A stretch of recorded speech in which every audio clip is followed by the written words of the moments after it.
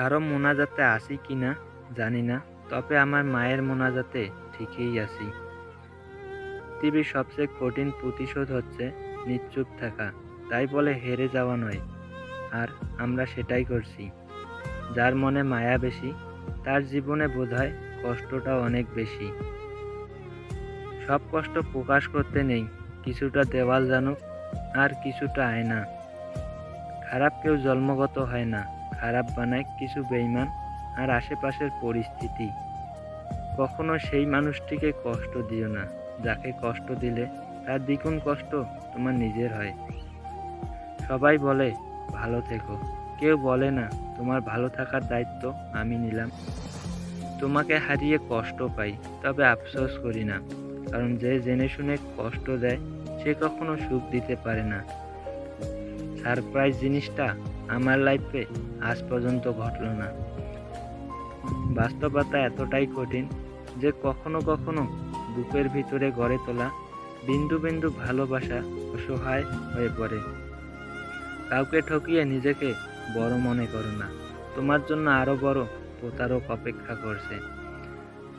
হয়তো একটু দেরিতে বুঝছি, তবে ভালোভাবে বুঝে গেছি পৃথিবীতে প্রয়োজন ছাড়া কেউ কারোর সাথে কথা বলে না। মাঝে মাঝে আমাদের জীবনে এমন কিছু মুহূর্ত আসে যা খুব ঘনস্থায়ী, কিন্তু সেগুলোর ব্যাখ্যা হয় খুব দীর্ঘস্থায়ী। কারো অবহেলিত ভালোবাসার থেকে জীবনে একা থাকা অনেক বেশি ভালো। ভাই বলার পরেও মোবাইলের দিকে তাকিয়ে রিপ্লাই পাওয়ার আশা করাটাই হয়তো ভালোবাসা।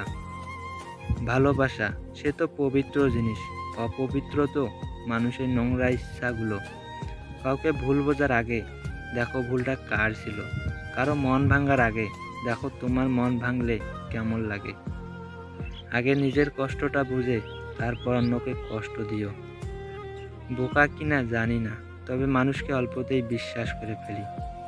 রাত 12টার পর তাকেই মনে পড়ে যে জীবনের 12টা বাজিয়ে দিয়ে চলে যায়।